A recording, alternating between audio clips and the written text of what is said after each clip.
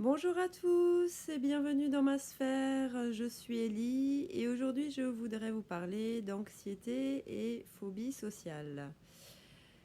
Si vous avez regardé déjà mes anciennes vidéos, vous savez que c'est un sujet qui me tient à cœur parce que c'est quelque chose qui fait partie de ma vie, que je m'efforce de surmonter aussi. Et voilà, j'avais envie de vous faire découvrir un petit peu ce sujet parce que je pense qu'il est encore très mal connu. Et on a parfois affaire, même un peu trop souvent, à certains préjugés quand on est phobique social.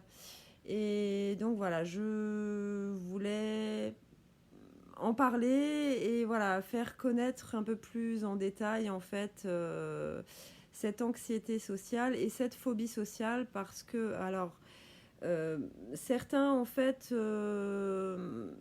mettent l'anxiété sociale au même niveau que la phobie sociale. D'autres, dont moi-même je fais partie, font une distinction en fait entre les deux. Vous allez comprendre pourquoi au fur et à mesure de cette vidéo.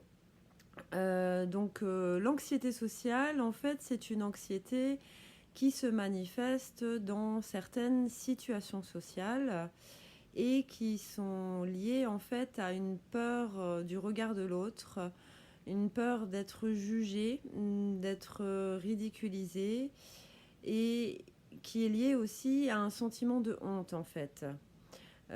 Donc c'est une anxiété, une angoisse qui va se manifester alors soit de façon générale, c'est-à-dire dans toutes les situations sociales, soit ça va être ciblé dans certaines situations.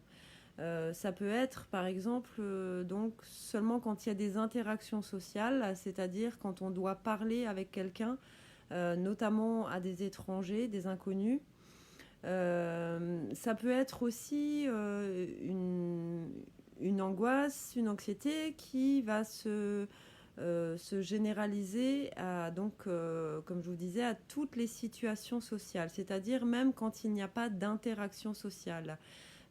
Parce que donc, c'est lié à une peur d'être, comme je vous disais, jugé. Et donc, c'est toutes les situations, en fait, où l'on peut être observé par les autres.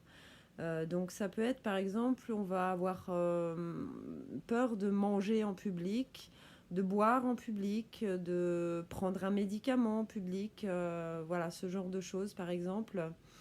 Et puis vous avez aussi une anxiété sociale qui peut se manifester essentiellement dans les situations de performance. Donc ça peut être par exemple quand on a un examen oral à passer, un discours public à faire, un entretien d'embauche aussi. Voilà, donc il y a des gens qui vont souffrir du trouble d'anxiété sociale essentiellement dans ces situations de performance. Voilà, et puis donc comme je vous disais, il y a des gens chez qui c'est vraiment généralisé, comme c'est mon cas aussi. Et par contre, alors ça peut concerner, disons, ça peut être en lien avec tous les individus qu'on va croiser, alors généralement des inconnus, mais ça peut aussi concerner uniquement certains groupes de personnes. Par exemple, on peut avoir de l'anxiété sociale seulement en rencontrant des hommes et pas des femmes, ou l'inverse.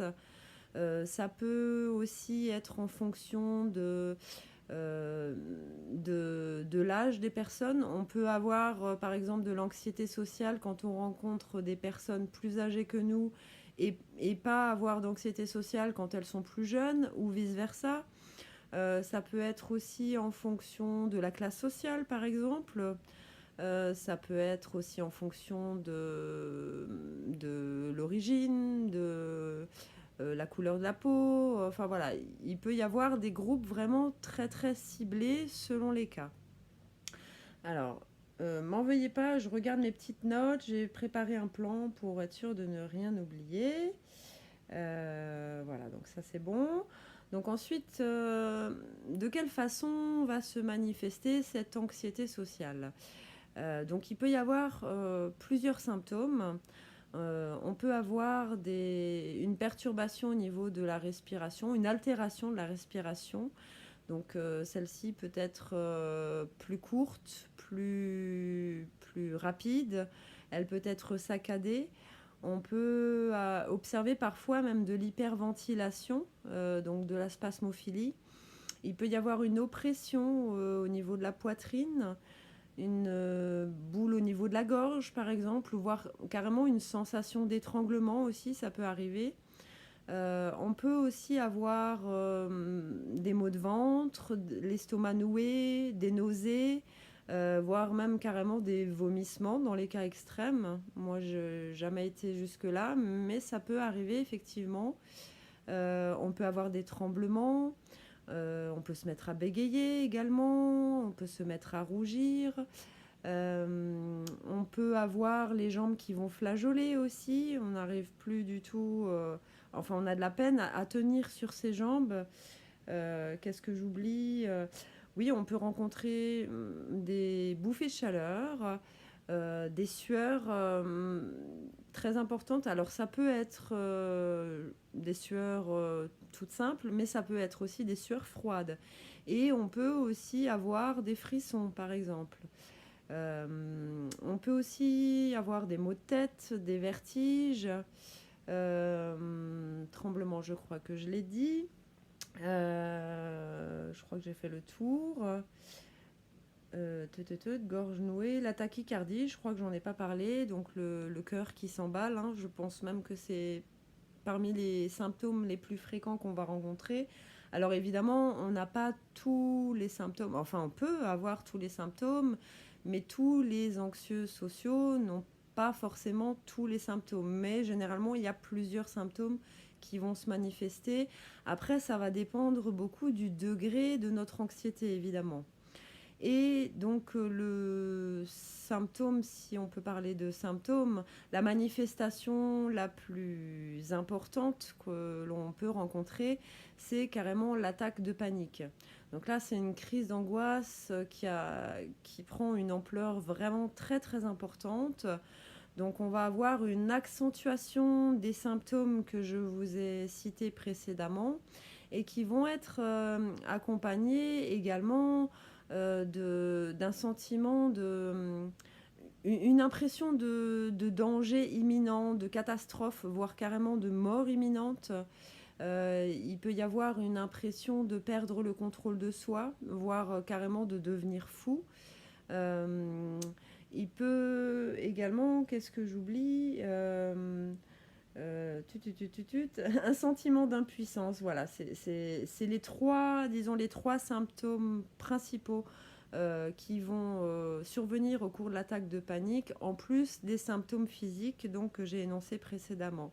Après, on peut avoir encore trois autres symptômes qui peuvent s'ajouter dans l'attaque de panique quand vraiment on a affaire à des cas très très extrêmes. Donc il peut y avoir un état d'engourdissement, presque de tétanie, où on est paralysé par la peur, on n'arrive plus à bouger, on n'arrive plus à parler. Ou à l'inverse, ça peut être une incapacité en fait à rester immobile. On ne peut pas s'arrêter de bouger, on peut se mettre à crier, à hurler, à pleurer. Voilà, donc ça peut être ces deux extrêmes-là. Après, on peut rencontrer aussi également ce qu'on appelle une déréalisation, c'est-à-dire une perte du sens des réalités. En fait, on peut ne plus savoir où on est, on peut avoir peut-être des hallucinations, enfin voilà, c'est des choses qui sont... C'est vraiment des manifestations qui sont poussées à leur extrême. Et donc, alors, parallèlement ou... disons, ça peut survenir simultanément ou pas. On peut avoir ce qu'on appelle une dépersonnalisation. Donc là, c'est une perte de la conscience de soi. On peut par exemple observer une altération des perceptions. soit ne plus sentir, ou alors les sentir, mais de façon peu habituelle, par exemple. Voilà, je crois que j'ai fait le tour pour tous les symptômes. Alors, ce qu'il faut savoir, l'anxiété sociale, elle peut concerner absolument tout le monde. On- je pense que pratiquement tout le monde, si ce n'est pas tout le monde, a vécu au moins une fois une expérience d'anxiété sociale. Par exemple, le TRAC en fait partie. Un stress avant un examen, un entretien d'embauche, voilà, c'est une forme d'anxiété sociale. Maintenant qu'on soit bien d'accord, ce n'est pas parce qu'on fait de l'anxiété sociale qu'on a le trouble d'anxiété sociale. On peut faire de l'anxiété sociale sans être anxieux social. Donc l'anxieux social, c'est vraiment celui ou celle qui est atteint du trouble d'anxiété sociale. Donc là où ça ne va pas se manifester uniquement dans certaines circonstances, enfin, si ça peut, mais disons ça va être beaucoup plus fréquent, voire carrément chronique. Après, on peut être anxieux social, donc souffrir du trouble d'anxiété sociale, sans pour autant être phobique social. Donc c'est là où les avis divergent un petit peu sur le sujet. Moi, la différence en fait que je vais mettre entre l'anxiété sociale et la phobie sociale, pour moi, la phobie sociale, c'est quand l'anxiété sociale vient impacter considérablement le quotidien. Pour moi, l'anxiété sociale, donc, c'est toutes les manifestations que j'ai énumérées précédemment. La phobie sociale, c'est là où on n'arrivera plus en fait à surmonter l'anxiété sociale, et donc on va mettre en place des stratégies d'évitement. Par exemple, on va éviter d'avoir affaire à la situation correspondante. Par exemple, ça peut aller jusqu'à l'isolement. On va plus réussir à sortir de chez soi. On va vraiment tout mettre en œuvre pour éviter tout contact social. Alors, soit on va mettre en œuvre volontairement parce que on angoisse tellement, en fait, on veut pas avoir à affronter ces situations, ou soit ça va être carrément une incapacité de pouvoir les affronter. Où là, comme ça m'est arrivé il y a quelques semaines, où je n'ai pas réussi à sortir de chez moi juste pour aller faire des courses. Voilà, donc là, dans mon cas, ça a tourné en attaque de panique. Et donc, c'est là où je vais en venir aux particularités. Attendez, j'ai du mal avec mon ordinateur. Ouais, je n'ai pas été dans le bon sens. Donc, les particularités, voilà. Donc, on peut avoir ce qu'on appelle des crises par anticipation.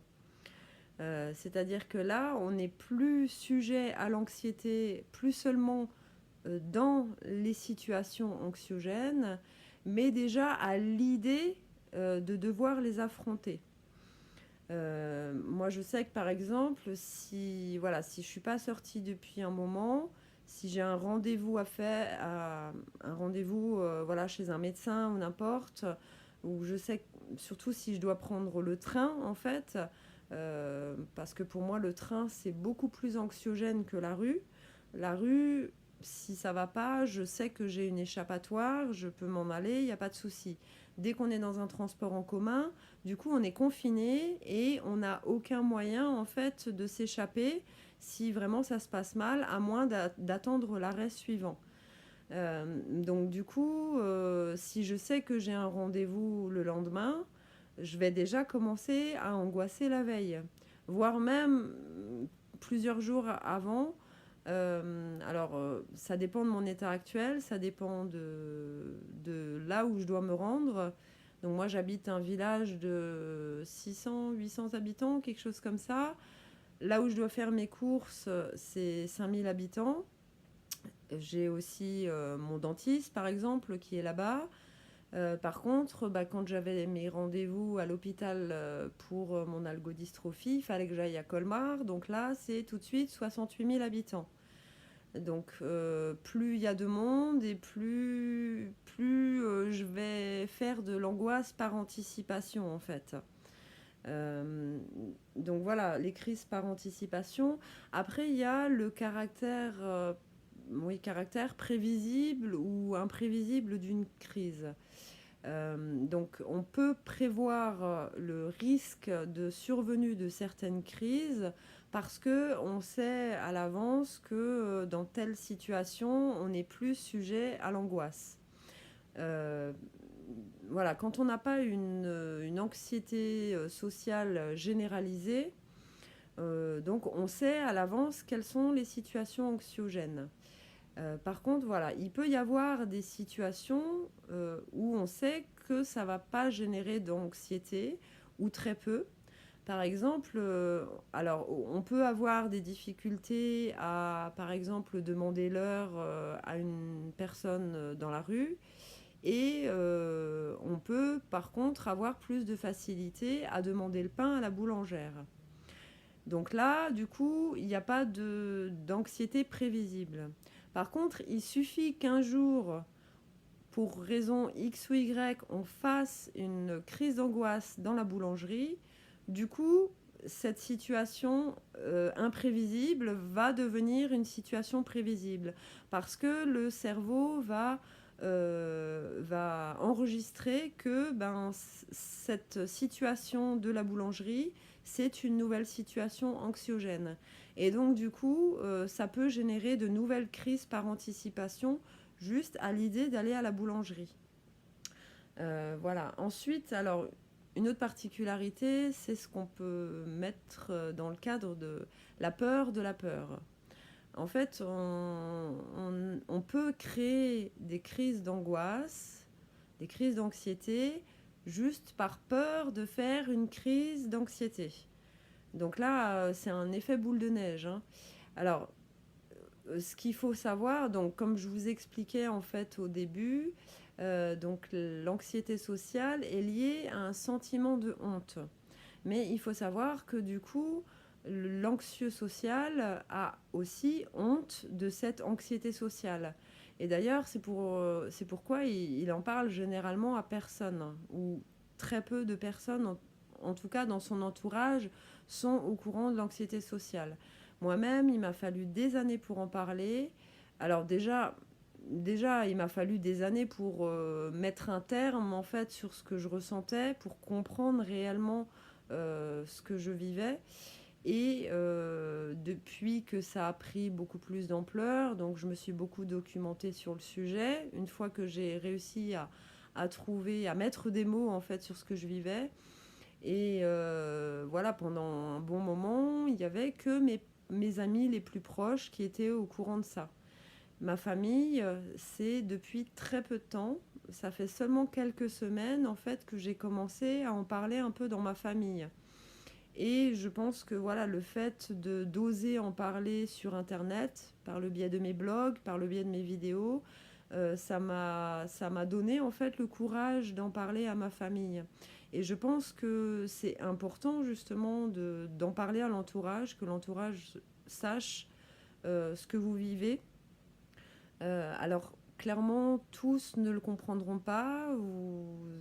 C'est sûr il peut y avoir des réactions très différentes. Autant il peut y avoir de la compassion, autant il peut y avoir de l'incompréhension, autant il peut y avoir des jugements ou des réactions un peu décalées, mais qui sont liées en fait à leur incompréhension et aussi à leur surprise, parce que si effectivement vous avez réussi à masquer ça durant des années, peut-être qu'ils auront du mal à croire en fait ce qui vous arrive. Et ils penseront que c'est tout à fait nouveau pour vous parce que vous avez réussi à le cacher. Donc c'est important, en tout cas, si vous êtes dans une démarche d'essayer d'en parler autour de vous, essayez d'abord de vous diriger vers les personnes dont vous vous sentez les plus proches, celles en lesquelles vous avez le plus confiance et qui vous semblent les plus bienveillantes, qui seront plus à même d'apporter une réaction de soutien en fait par rapport à votre problème et non pas de jugement. Après, c'est sûr, on ne peut pas toujours connaître à l'avance les réactions des personnes. Donc voilà, essayez autant que possible, en tout cas au début, d'en parler aux gens en lesquels vous avez le plus confiance.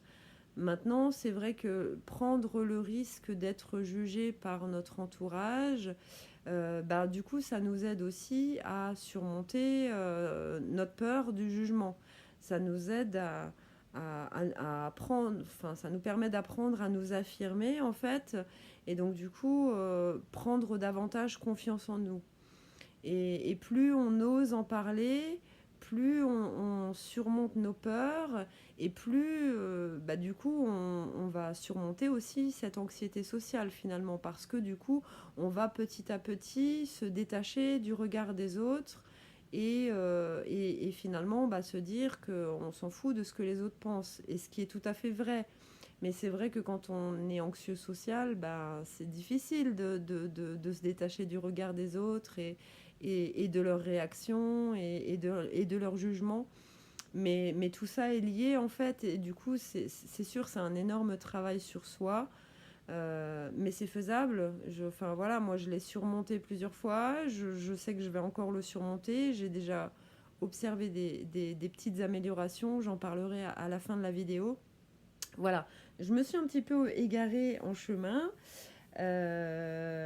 Oui, donc je disais que par rapport à ce sentiment de honte, donc qui a généré une anxiété sociale, l'anxiété sociale génère à son tour un sentiment de honte. Donc on est dans un cercle vicieux. Et du coup, en fait, comme l'anxieux social ne veut pas faire savoir qu'il a cette anxiété sociale, il peut mettre en place en fait aussi des stratégies pour masquer en fait cette anxiété sociale. Moi, je sais que, enfin voilà, dans les moments où j'arrive à surmonter le mieux l'anxiété sociale, enfin la phobie sociale, donc du coup c'est juste de l'anxiété sociale, donc je vais sortir, je vais ressentir des manifestations de stress, d'angoisse, je vais fuir le regard des gens, je vais marcher vite, et je sens voilà, des palpitations, je sens parfois que je suffoque, mais du coup, je fais tout en fait pour ne pas le montrer. Parce que le but, c'est de faire en sorte de ne pas attirer le regard sur nous. Donc, il faut surtout pas que ça se voit. Et donc, du coup, je vais porter un masque, en fait. Je vais entrer dans la peau d'un personnage. Un personnage qui est sûr d'elle et qui ne laisse pas transparaître, en fait, cette anxiété. Si quelqu'un me sourit, je vais lui sourire aussi. Et en même temps, voilà, malgré cette phobie sociale, je suis quand même étrangement, paradoxalement en tout cas, quelqu'un de sociable. Et donc si quelqu'un me sourit, je vais lui sourire. Si quelqu'un me dit bonjour, je vais lui dire bonjour, etc. Mais voilà, c'est vrai on peut développer ce genre de stratégie de porter des masques. Et donc, effectivement, c'est ce qui rendra d'autant plus difficile pour l'entourage de comprendre ce qui vous arrive et de croire à ce qui vous arrive parce qu'il a eu l'habitude de vous voir sûr de vous, etc. La phobie sociale, en fait, aussi, donc c'est une autre particularité, parce que c'est vrai que quand on parle de phobie, alors bon, c'est vrai qu'on pense aux phobies les plus courantes, les araignées, le vide, voilà, ce genre de choses. Et c'est vrai que les phobies, généralement, on les a à vie, à moins de se faire accompagner par un thérapeute, de faire des séances d'hypnose ou quoi. Du coup, on va être guéri et généralement, on va être guéri à vie. Alors que la phobie sociale, qu'on suive un traitement pour la guérir ou pas, elle peut aller et venir en fonction des périodes, en fonction de notre état du moment.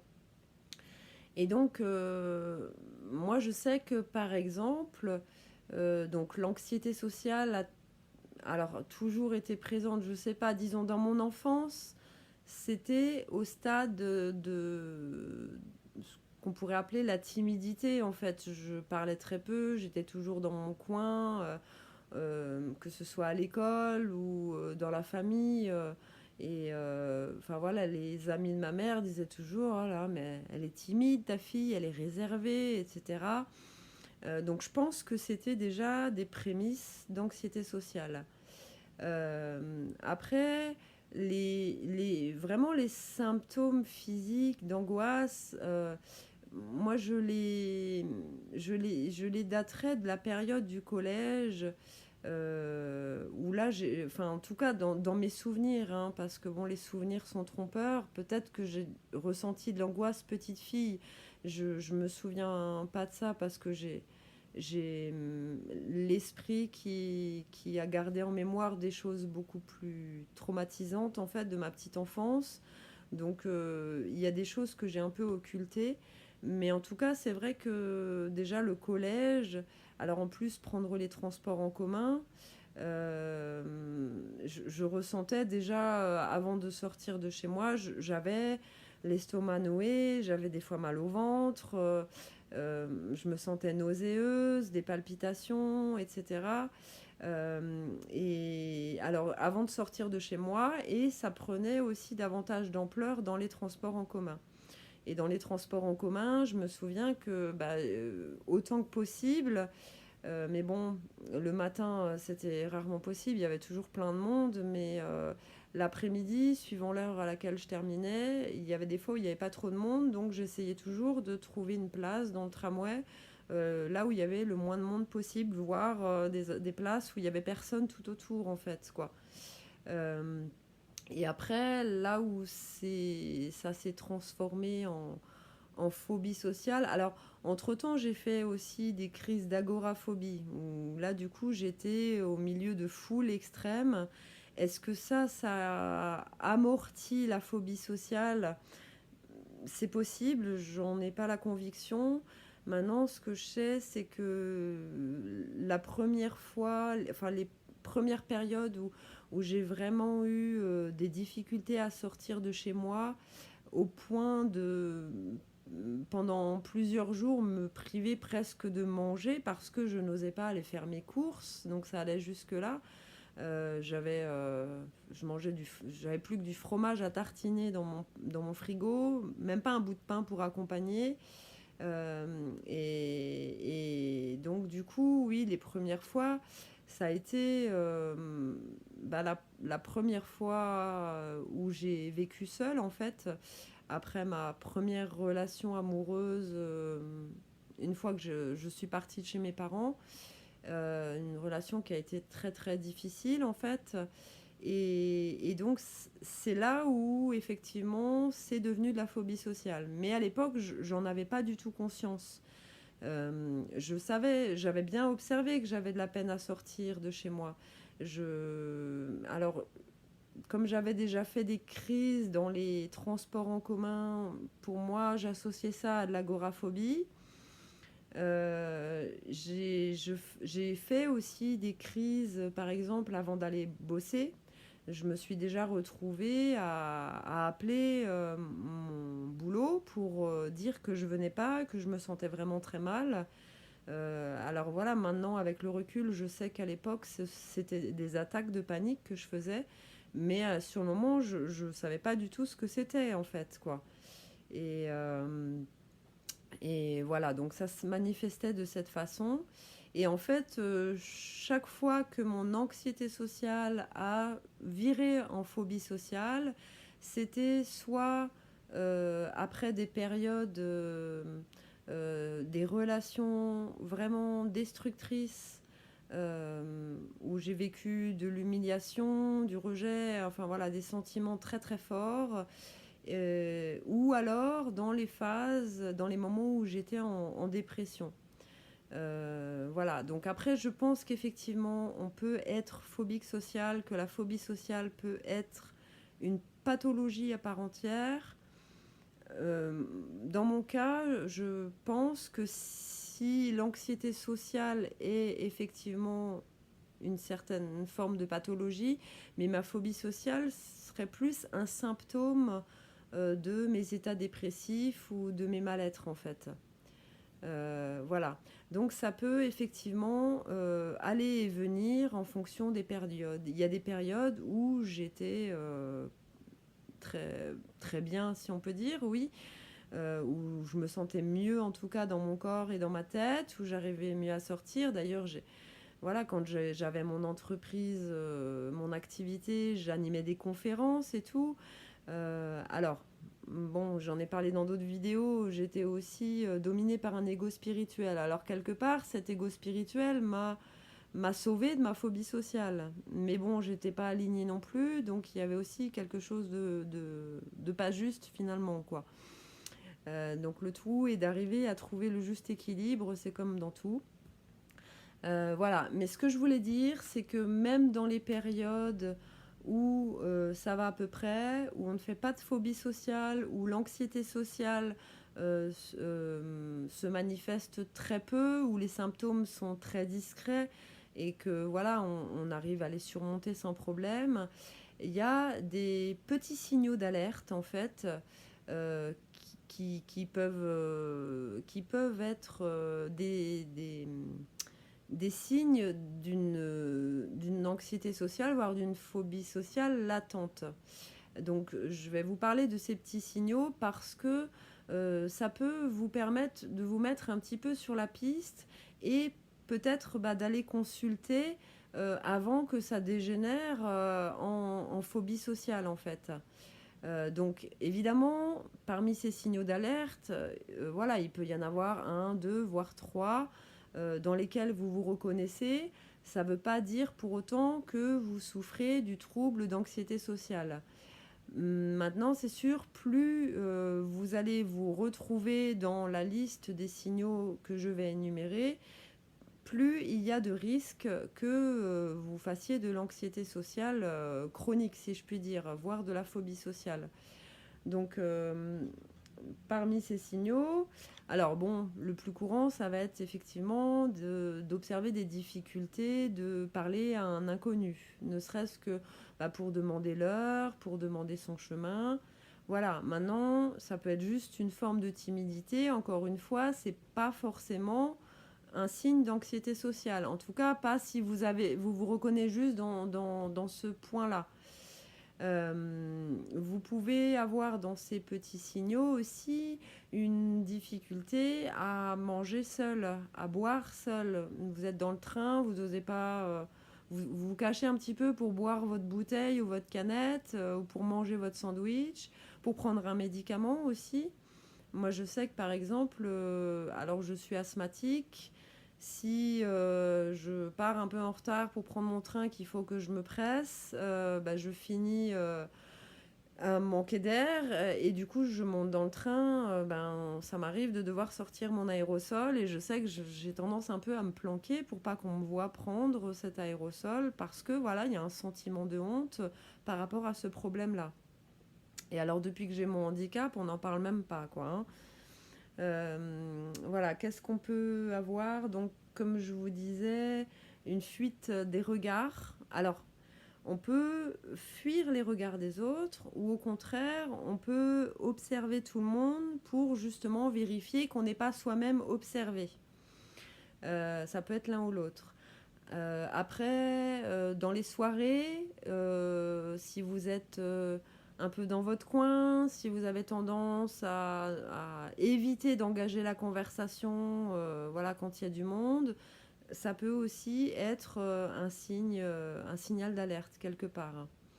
Le fait aussi de marcher très vite dans la rue. Moi, je sais que c'est quelque chose, c'est une habitude que j'ai depuis toujours, mais j'ai mis des années avant de comprendre pourquoi je marchais tellement vite, en fait, alors que dans la nature, j'arrive à prendre mon temps sans problème.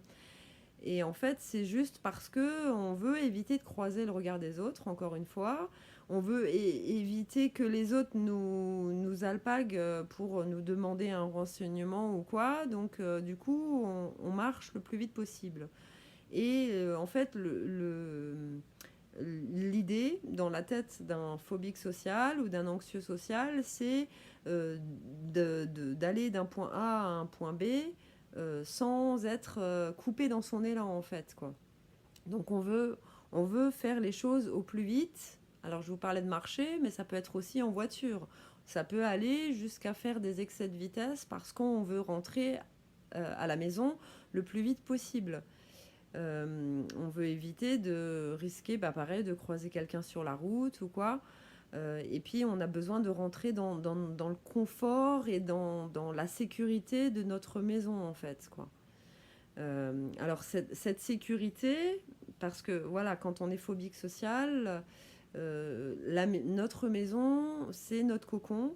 Et c'est le seul endroit où on se sent en sécurité.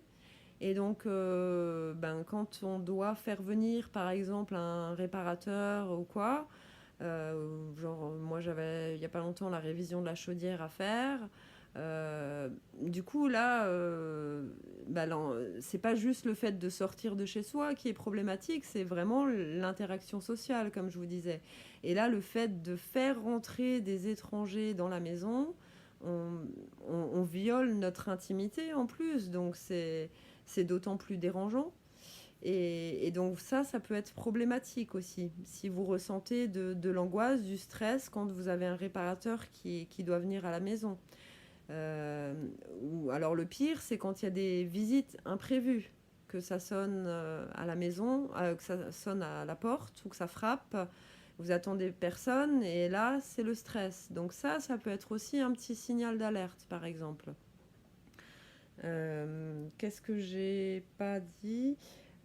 Difficulté de manger, donc forcément du coup difficulté d'aller seul au resto, d'aller seul au cinéma aussi.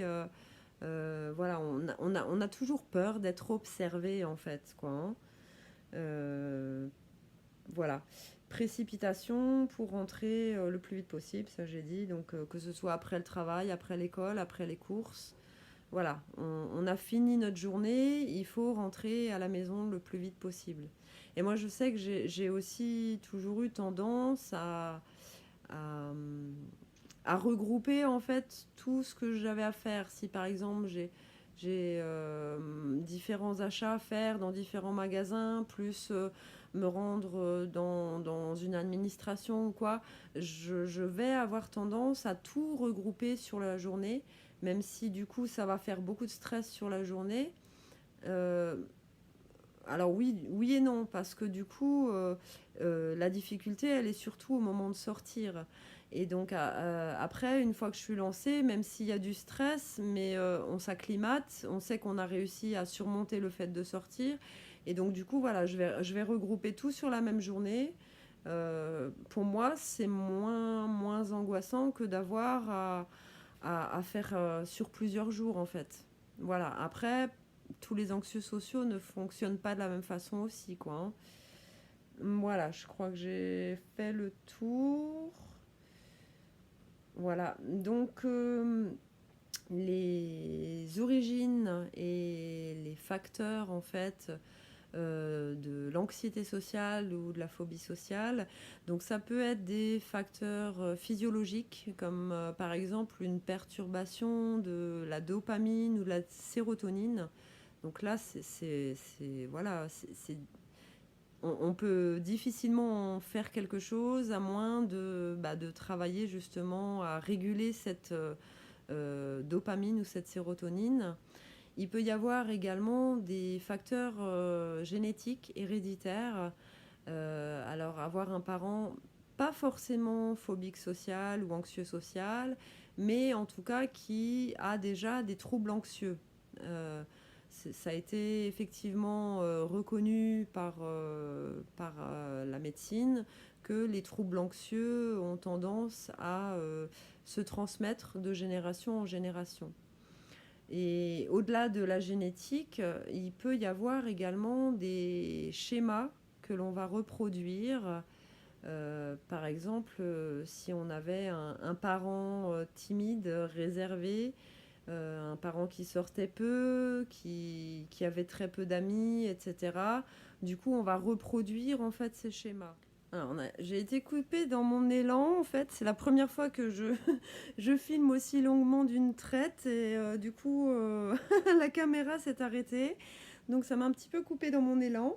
Donc, je parlais, oui, des schémas familiaux que l'on reproduit. Donc, voilà, c'est pas la génétique, mais c'est effectivement un facteur familial.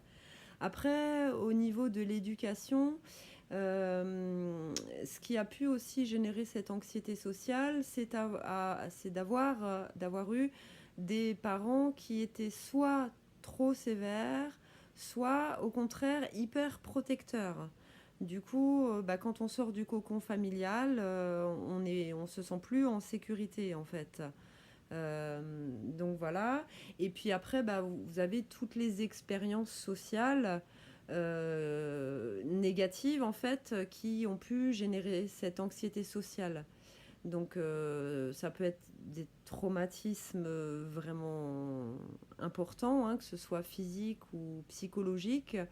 Ça a pu être aussi des humiliations qu'on a pu vivre, par exemple, à l'école, si on était un peu la bête noire de l'école, si les autres élèves se moquaient de nous, ce genre de choses, ça a pu générer aussi de l'anxiété sociale.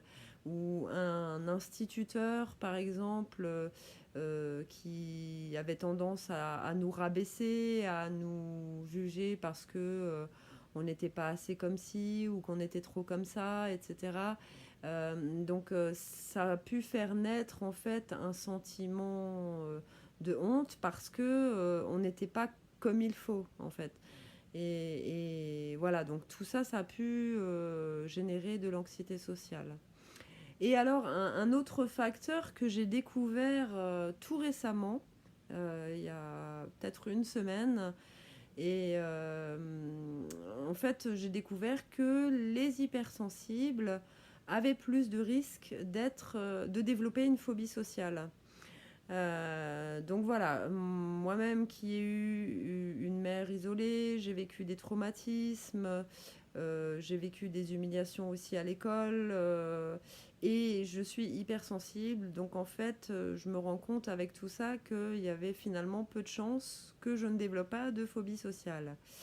Donc le fait de comprendre tous ces liens, de comprendre tous ces facteurs, du coup ça donne aussi ça permet de mettre en lumière beaucoup de choses, ça permet de se déculpabiliser aussi.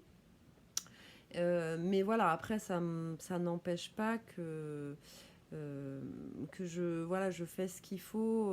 Enfin, j'essaye en tout cas de faire ce qu'il faut pour en sortir. En tout cas, j'y suis arrivée par le passé. Il n'y a pas de raison que je n'y arrive pas maintenant, quoi. Donc, et voilà, je n'ai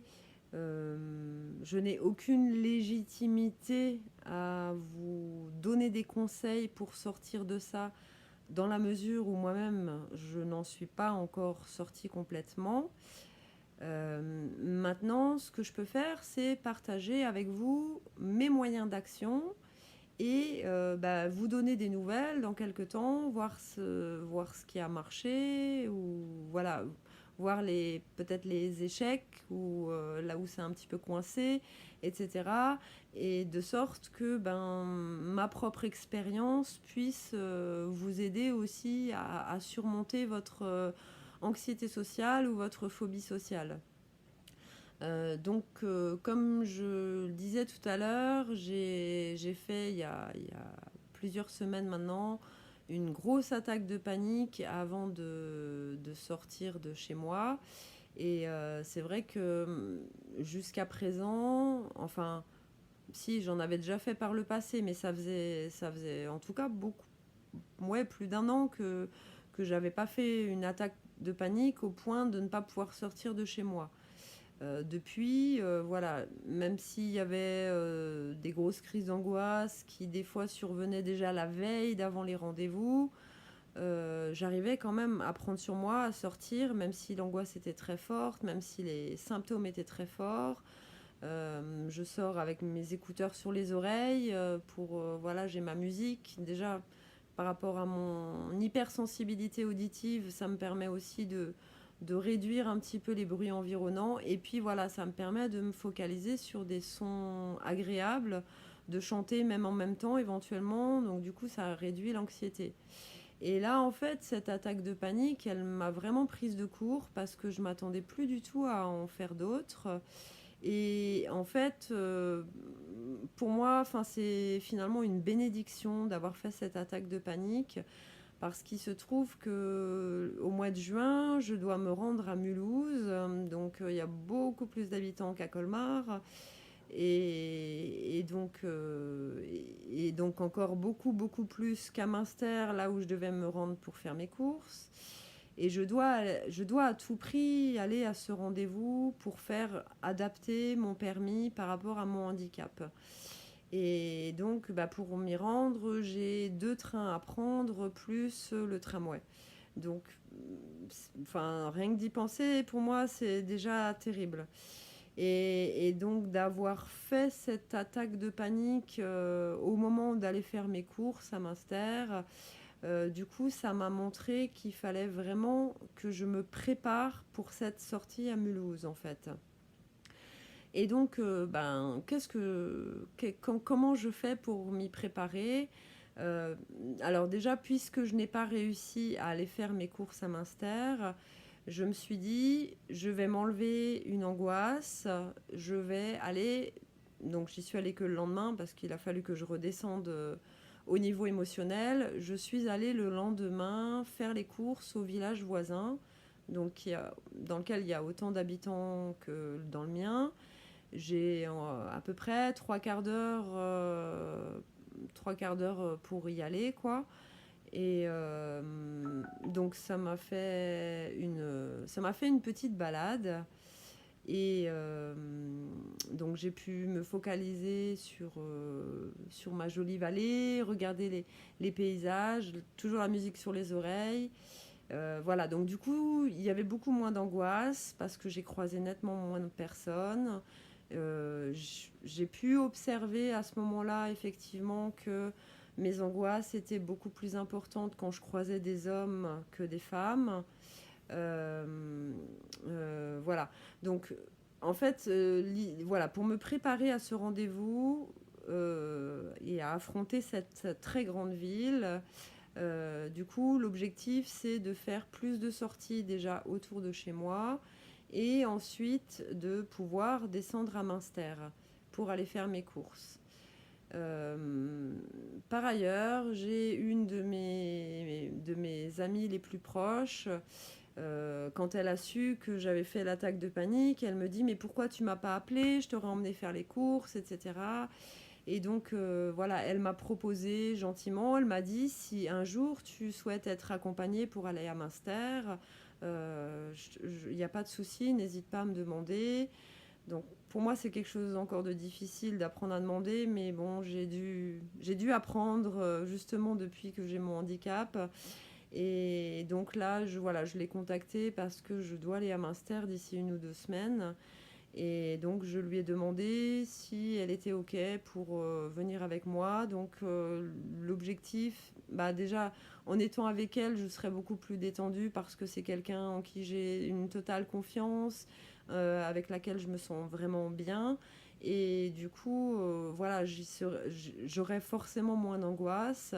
Et donc le fait de redescendre une première fois à Münster dans ces conditions, ça va me permettre de rentrer un nouveau programme dans mon esprit et de ne pas rester sur cet échec de l'attaque de panique de la dernière fois et de me dire que voilà, je pourrais aller à Münster. Euh, voilà, donc ça c'est mes petits trucs pour me préparer. Après, j'ai aussi réfléchi à l'idée d'emmener mon ordinateur portable quand j'irai à Mulhouse et d'écrire, puisque j'aime tellement écrire. Du coup, je me suis dit que si je suis focalisée sur un texte, sur l'écriture d'un texte, ça me permettra peut-être de me détacher en fait de tous les gens qu'il y a autour et de réduire le stress en fait. Voilà, après, j'ai commencé, maintenant ça doit faire 2 semaines, je crois que j'ai pris ce traitement aux fleurs de bac. Les fleurs de bac, donc, ce sont des élixirs floraux et il en existe différents types pour des choses très ciblées. Et donc, en cherchant sur Internet, j'ai trouvé la fleur de bac qui correspondait aux phobies sociales et en fait à toutes les peurs dont l'origine est connue, enfin, ouais, les peurs identifiées. Et donc, c'est le Mimulus. Donc, voilà, je le prends 4 fois par jour, tous les jours. Je crois que c'est la première fois que j'arrive à prendre un traitement aussi fréquent quotidiennement et sans louper une seule prise. Alors j'ai trouvé une petite technique pour ça parce que bon, en général quand j'ai des traitements à prendre avec les repas, j'y pense. Mais quand c'est en dehors, j'ai tendance à les zapper. Et là, j'ai tellement, tellement, tellement envie et besoin de me sortir de cette phobie sociale. Je me suis dit, il faut que je trouve un moyen pour penser à ce traitement, cet élixir. Et donc, j'ai trouvé un petit système. Au lieu de le laisser dans ma cuisine, où du coup, il n'est pas forcément visible, je l'ai posé sur la tablette au-dessus de mon lavabo, dans la salle de bain. Et donc, du coup, à chaque fois que je vais aux toilettes, je le vois. Et en fait, quand j'en ai pris une fois, il est à gauche du miroir. Quand j'en ai pris 2 fois, il est au milieu. Quand j'en ai pris 3 fois, il est à droite. Et du coup, j'arrive à savoir où j'en suis dans ma journée et en fait, à le prendre régulièrement. Et j'ai vraiment l'impression que ça a déjà commencé à faire ses effets. Alors, il y a aussi le fait de faire ces vidéos, hein. D'ailleurs, c'était un de mes objectifs quand je me suis lancée dans cette aventure YouTube, voilà, de prendre confiance en moi, de prendre de l'assurance, d'oser me montrer aux autres. Et donc, de ce fait, d'oser surmonter ma peur du regard des autres, ma peur d'être jugée, d'être critiquée, etc. Et tout ça, ensemble, en fait, j'ai vraiment, vraiment l'impression que ça porte ses fruits. Alors oui, j'ai parlé des fleurs de bac, donc j'ai pris le Mimulus et j'ai aussi acheté le fameux Rescue, donc qui se prend un petit peu dans les cas d'urgence, donc les gros coups de stress, les crises d'angoisse, voilà, les urgences émotionnelles en fait. Et donc la dernière fois, je suis partie en balade et j'avais j'avais reçu les 2 flacons seulement la veille. Donc le Mimulus, il faut quand même un certain temps pour que ça agisse, vu que c'est un traitement de fond. Et donc, comme je l'avais commencé que la veille, j'ai pris un petit coup de rescue déjà le matin quand j'ai commencé à sentir un peu d'angoisse à l'idée de sortir. Et j'en ai repris encore avant de partir. Voilà. Et à côté de ça, je me suis remise à une méthode un peu particulière qui parlera pas forcément à tout le monde. Faut être un minimum, je pense, sensibilisé à tout ce qui est énergie et au pouvoir des chiffres, au pouvoir du subconscient, etc. C'est la méthode Grabovoi. Donc vous pourrez chercher sur internet si vous voulez. Éventuellement, si vous avez envie que je fasse une vidéo sur le sujet, ça pourrait être fait. C'est pas prévu au programme, mais je reste ouverte à cette éventualité s'il y a des demandes. Donc cette méthode, en fait, elle consiste à réciter des séries numériques, sachant que pour chaque problème, chaque organe, chaque émotion, il y a une série bien particulière, en fait. Et donc, alors, je suis toujours très irrégulière dans toutes mes pratiques, mais j'ai déjà récité quand même plusieurs fois les séries qui correspondent à la phobie sociale, à l'agoraphobie, à l'anthropophobie. Je les ai toutes faites, comme ça je me suis dit, voilà, s'il y en a une qui marche plus que l'autre, voilà. L'idée, c'est de reprogrammer en fait le subconscient. Et bon, voilà, moi, c'est des choses auxquelles je crois très fortement. Et donc, du coup, voilà, c'est quelque chose que j'ai rajouté en plus. Au moins, il n'y a pas d'effet secondaire. Donc, voilà. Euh, donc, comme je vous disais, j'ai observé déjà des petits progrès. Alors, est-ce que c'est les vidéos, les fleurs de bac, tout ça mis ensemble? Je pense que c'est un tout, effectivement. Par exemple, voilà, je crois pas que j'en ai parlé avant, j'étais... ah, ça me fait penser que j'ai oublié quelque chose en fait tout à l'heure. Donc c'est le moment d'en parler.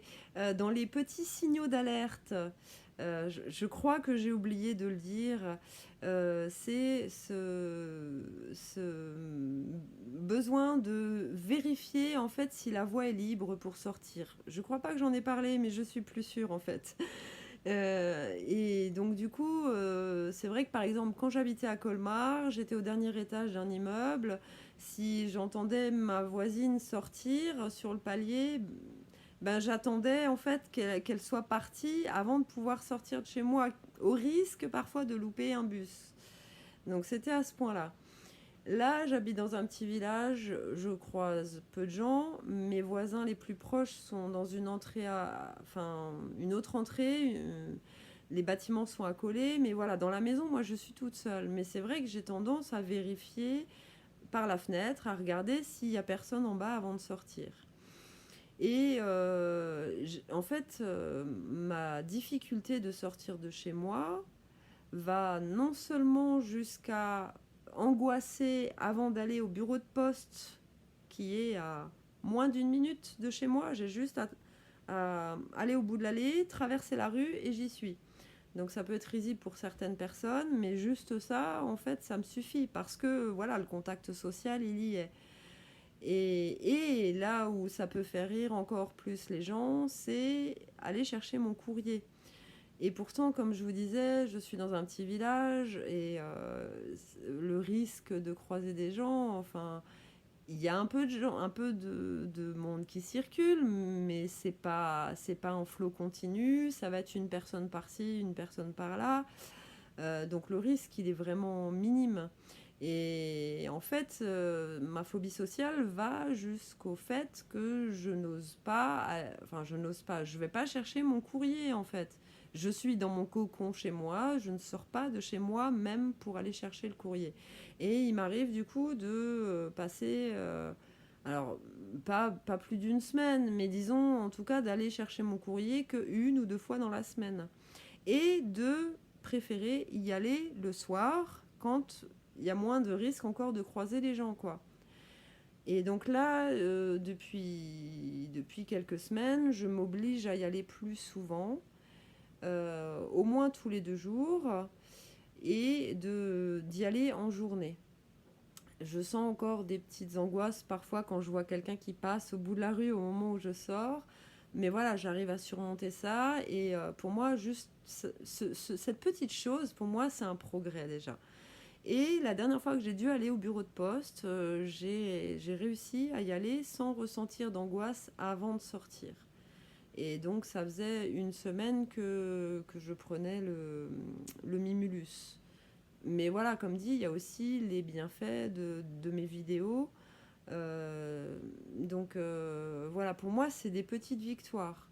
La dernière fois que je suis allée en balade, il y a 2 semaines de ça, euh, j'ai croisé quelques personnes. Alors, pas beaucoup parce que du coup, j'ai pris des petits sentiers. J'ai recroisé du monde un peu après parce que du coup j'ai descendu une longue rue qui mène à la mienne et du coup il y avait des gens dans leur jardin, des gens qui bricolaient autour de la maison, etc. Il y avait des petits moments d'angoisse, mais voilà, c'était rien d'insurmontable. Et puis comme dit, j'avais pris mon rescue avant, plus le matin. Et surtout à un moment, je suis passée, mais alors vraiment juste à côté de 2 personnes qui discutaient ensemble. Je suis passée à 1 mètre d'elles. Et en fait, une autre victoire pour moi, c'est que j'ai pris l'initiative de leur dire bonjour en passant à côté d'eux. Ce que je n'avais plus fait depuis longtemps. En général, si les gens me disent pas bonjour, bah du coup, je ne prends pas l'initiative. Et là, je l'ai fait. Et pour moi, c'était une énorme victoire. J'ai ressenti un nœud dans l'estomac. Mais pour moi, voilà, c'est des progrès. Ça peut vous sembler minime, mais voilà, quand on passe des semaines, voire des mois sans sortir et à éviter tout le monde, pour moi, c'est vraiment des grandes victoires, même si ça paraît tout petit, mais je suis déjà fière de moi, quoi. Qu'est-ce que j'ai encore? Oui, ben mardi dernier, j'ai le ramoneur qui est venu à la maison et en fait, j'ai pas du tout angoissé avant son arrivée.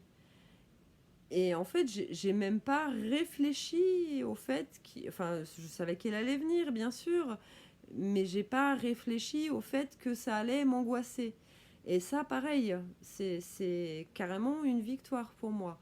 Par contre, au moment où il est arrivé, c'est là où l'angoisse est montée, effectivement. Mais voilà, il est venu dans la maison au début, il a regardé le poêle et après il est allé s'occuper euh, enfin faire le ramonage par la pièce du bas, plus au grenier. Donc c'est là où je me suis rendu compte que l'angoisse était là et c'est là où je me suis dit mais tiens, j'ai pas angoissé avant qu'il arrive quoi. Et ça c'était aussi super pour moi. Enfin, c'était une super victoire. Et une autre petite victoire, alors c'est une victoire liée à la phobie sociale et aussi à mon manque d'affirmation, de toute façon, qui sont très liées. Hein. J'ai osé manifester mon mécontentement à un réparateur qui devait venir. Enfin, il était déjà venu il y a des mois et il me donnait plus de nouvelles. Et voilà, le fait d'avoir des difficultés à passer des coups de fil, bah, j'ai traîné aussi pour le relancer. Et une fois que je l'ai relancé, il m'a dit qu'il m'avait oublié. Alors bon, il s'est excusé. Je me suis dit, ok, ça peut arriver. Et puis une semaine après, j'avais toujours pas de nouvelles. Et là, je l'ai relancé. Et alors, je vous dis, c'est pour ma porte de fraiseur qui ne fermait plus, qui ne tenait même plus. Alors, je devais galérer pour la faire tenir, en plus à une main, enfin, c'était invivable, plus devoir tout le temps dégivrer le fraiseur.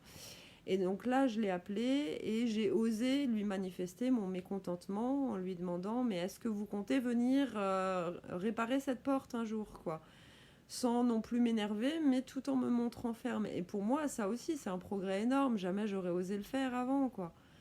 Donc, euh, donc voilà, c'est... Ouais, je crois que j'ai fait le tour. Peut-être que j'en ai oublié, mais en tout cas, ça, c'est déjà des petites victoires possibles que moi, je considère comme des grandes victoires, même. Et voilà. Donc, pour vous dire que voilà, tout ce que j'ai mis en place actuellement, ça fonctionne. Maintenant, ben, je vous donnerai des nouvelles quand je serai allée à Münster. Et puis après, à Mulhouse, voilà. Si vous avez envie de partager vous-même des petites astuces pour surmonter votre anxiété sociale, ben, n'hésitez pas à mettre des commentaires. Si vous avez des questions, n'hésitez pas à en poser aussi. Je reste à votre disposition. Je pense que j'ai fait le tour. Il y avait beaucoup de choses à dire. La vidéo est assez longue. J'espère que je vous aurai pas trop saoulé. J'espère que ça vous aura intéressé. N'hésitez pas à mettre un petit pouce pour la référencer sur YouTube. Si mes vidéos vous intéressent, bah, n'hésitez pas à vous abonner à ma chaîne pour être informé des mises à jour. En tout cas, je vous remercie infiniment de m'avoir écouté jusque-là. Et merci à tous ceux qui me suivent. Je vous souhaite une très belle fin de journée et je vous dis à très bientôt. Bye bye.